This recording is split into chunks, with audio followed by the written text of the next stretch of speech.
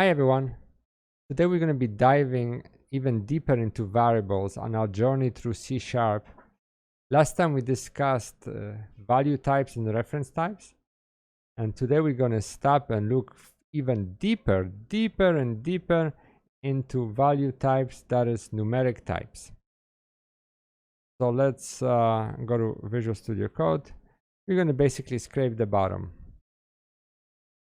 By the way, before I continue, I would like to show you something. You can change the way your environment looks like. You go to File, Preferences, Color Theme. You can change this using these different themes here.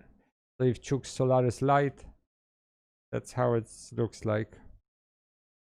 So we're just going to revert it back the way it was. Preferences, Color Theme, Dark Plus. Alright, so let's go to File, Open Folder. Let's type numeric types.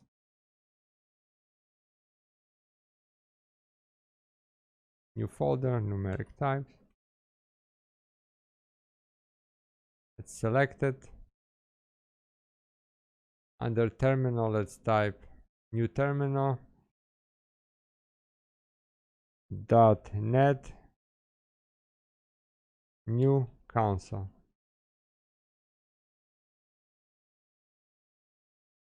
Okay. Then let's create a program.cs, and here are hello world. Again, let's enable debugging by saying yes. Okay, so let's create a variable of type integer called number and assign it the value of 5, right? So looking at this, you've seen this before a couple of times. Number actually can tell us something about the bucket itself, right? So when I go to console write line, I type number, I put a dot, get type, open parentheses, close parentheses, semicolon. What this will do, it will tell me what type of bucket number is, right? So let's save this and let's run it.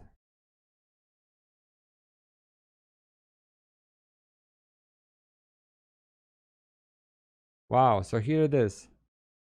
So behind the scenes, when we say int number that equal to 5, this is called system.int32. So as I said, int number equals 5, semicolon, I can say system.int32 equals 5. Oh, you have to give it a name. So let's call it number 2 equals 5. Right? See, the friendly real-time debugger lets you know immediately if you make a mistake. So let's copy and paste the console write line, and let's change the number to number 2. Right? Let's see what it says. So let's save.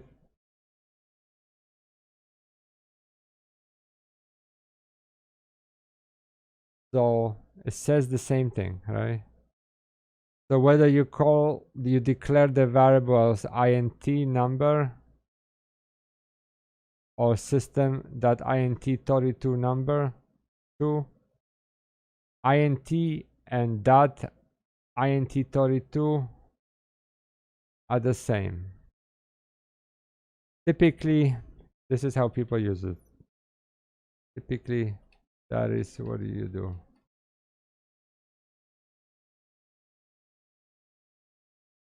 C# likes integers and long. How is that true? How can you tell? Well, let's do a test, right? So let's say console write line. Let's put the number 5, right? And now watch this. When I put a dot, I can get a get type on 5. So what this means, it would tell me what type is 5, right? So I said C# likes integers and long. So if that's true, we're gonna see system.int32 the third time. Let's see.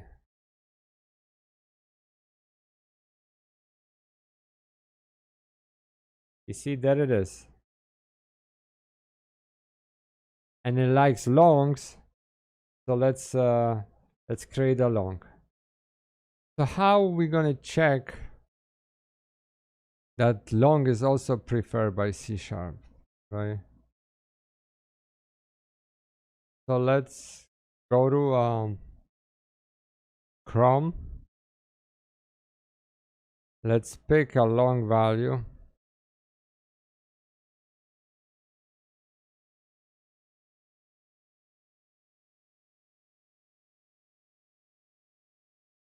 And let's see what happens. Let's remove all the commas.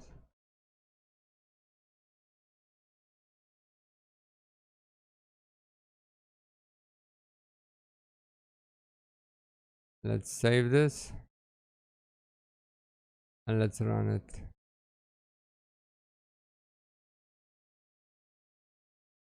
So we get int64. When we go back to Chrome,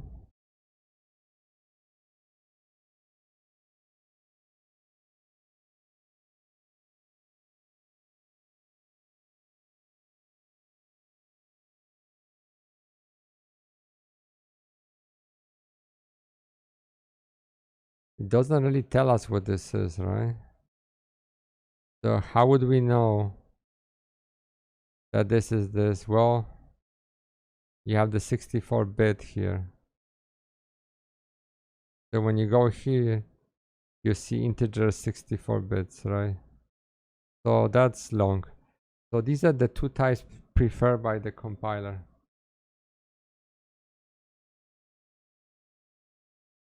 So there is something also that is known as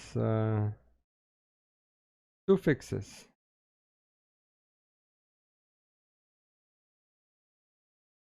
What is a suffix, right?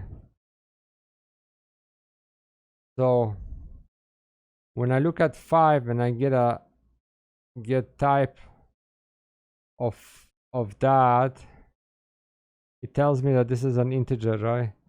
But suppose I don't want 5 to be treated as integer. I want it to be treated as long. How can I do this? All right. Well, you do it like this. So let's do console write line. You put 5 and then you do the suffix L and you do get type. Weird, right? Strange. But that's how you can indicate that 5 is a long. So let's run this and let's see.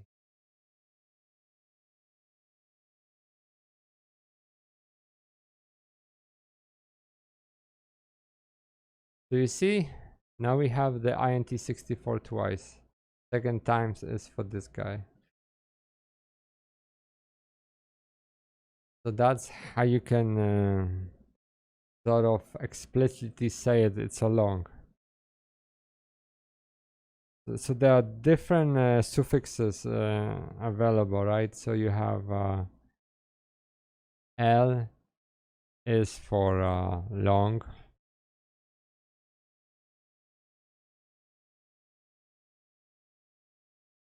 Then you have U for unsigned integer. So this is that guy when we open Chrome.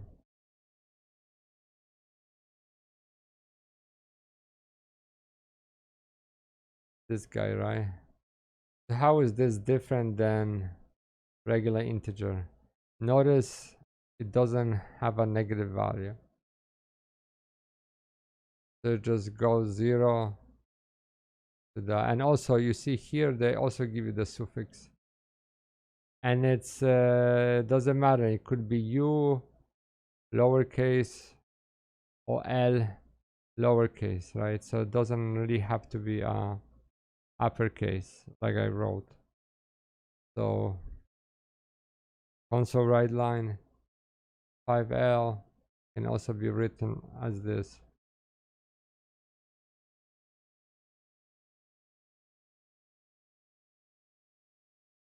But notice what it tells you, right? It allows it, but it tells you that it's easily confused with the number 1. So it's better to use L for clarity, right? This works, but use L for clarity. So what is interesting about this, that you can see something on the web, right? Like here, but it's truly not recommended, as you can see, right? So just be careful, like not everything that you see, take everything with a grain of salt, right? So you other suffixes you have also for long, you have unsigned integer, then you can have UL for unsigned long.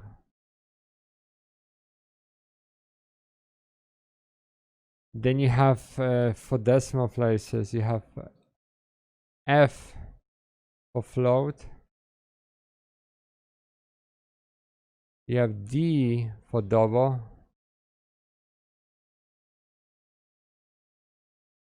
And M for decimal.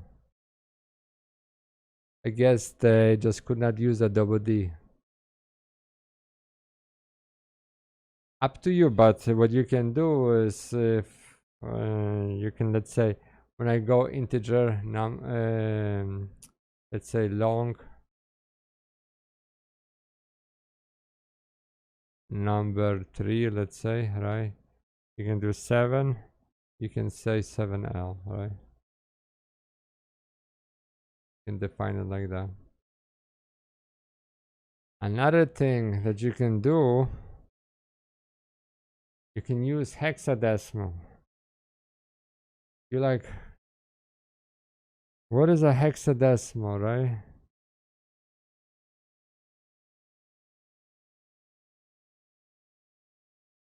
So it's 0, 1, 2, 3, 4, 5, 6, 7, 8, 9. So far so good, right? Looks like a regular number, right? But the moment you hit 10, instead of going 1, 0, you go 10. You go A for 10, B for 11, C for 12, D for 13, E for 14, and F for 15. How would you write a 16?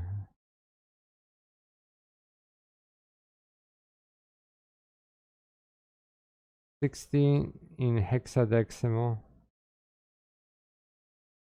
is 1, 0. So you like, what is this? This is not 16, this is 10. So basically what's happening is you have different powers. So first digit goes from 0 to 15. So first digit, going from right to left, right to left.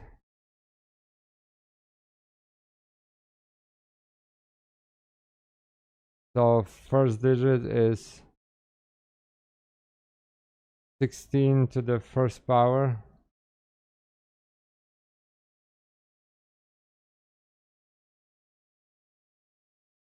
Second digit is 16 to the second power.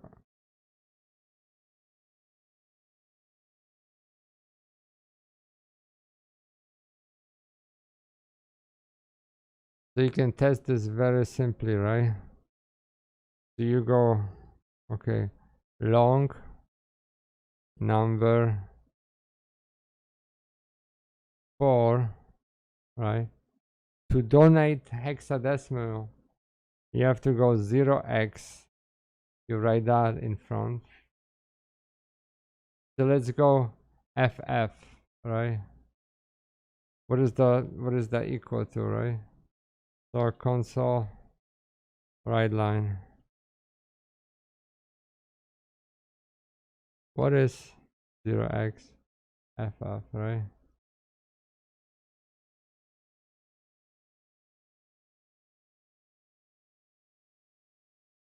Let's save it and let's run it, right?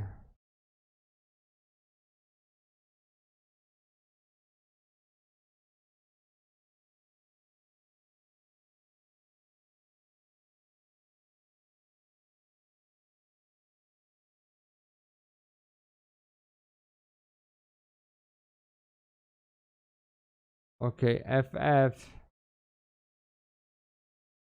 is 255. So when you go to the calculator, right? Let's open up a calculator.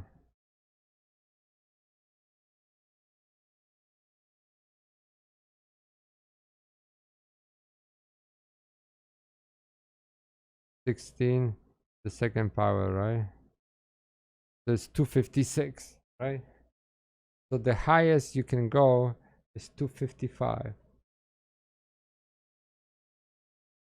So that's how this works. So the first digit represents 16 to the first power, and then the second digit represents 16 to the second power. In comparison, like just to show you in the decimal that we used to, which we call base 10. So this is base 16, right? Base 10 is decimal, right? What we used to, right? So it's the same thing, right? It goes from 0 to 9 for first digit.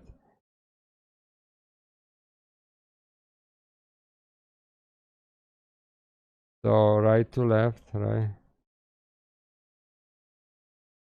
First digit is 10 to 1.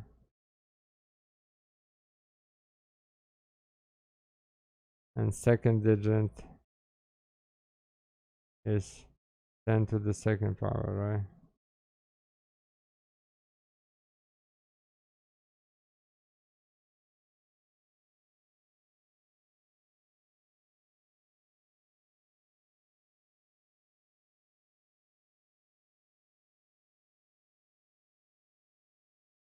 So when you write, let's say, long number 5, when you write 99, right?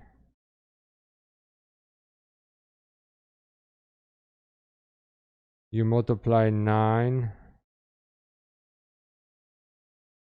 by 1, and then you multiply 10 by 9, and you add them together, you get 99. So that's the logic that is used for all number systems.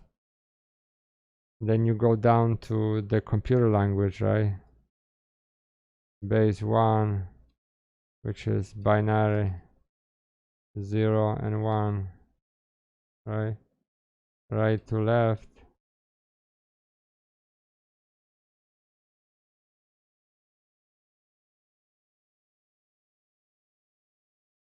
First is 2 to the power of 1.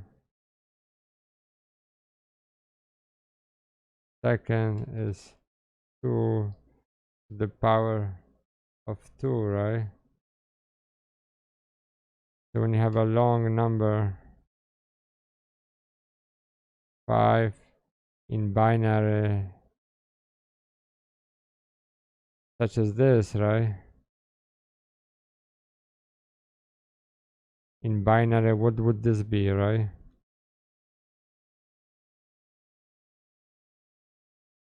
So the first digit, this would be a 1.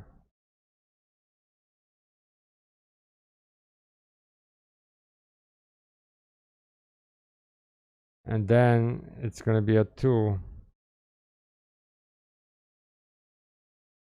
So you get a 3.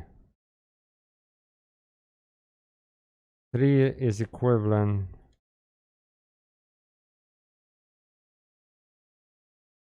to 1 1 in binary, right?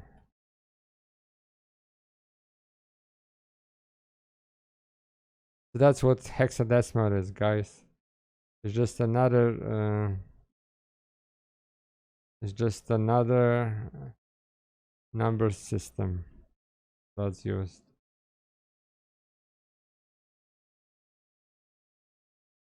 The moment that C# sees a decimal, so you write, so let's go to console, right line. Let's say 5.5, right? Let's get type. The moment C# sees a decimal, C# immediately thinks it's a double. So let's take a look. Let's run this. You see, it calls it a double. So that's a similar situation where it sees a 5 over here and it thinks of it as a integer.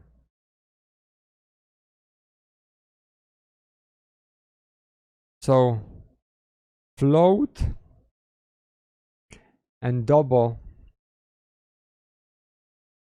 basically float and double, are used for scientific calculations. Whereas decimal is used for monetary calculations when you need very high precisions.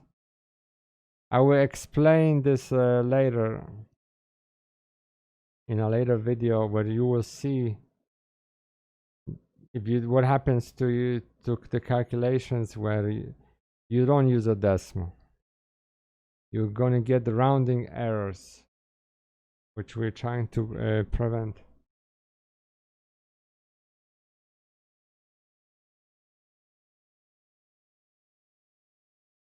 What's interesting also is that since scientific calculation use such format, like, you guys ever see something like this? 1E07. Did you ever see that? So what this is equivalent to 1 times 10 to the 7th, right?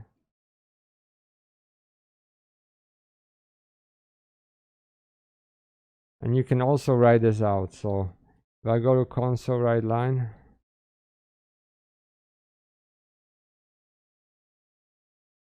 and I type 1E07, right? What's gonna happen?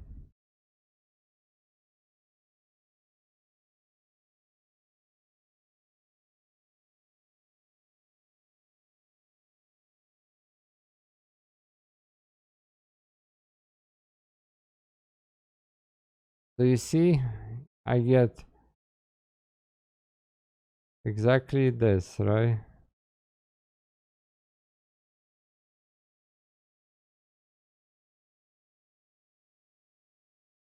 How many zeros? Supposed to be 7. 1, 2, 3, 4, 5, 6, 7. So that's it.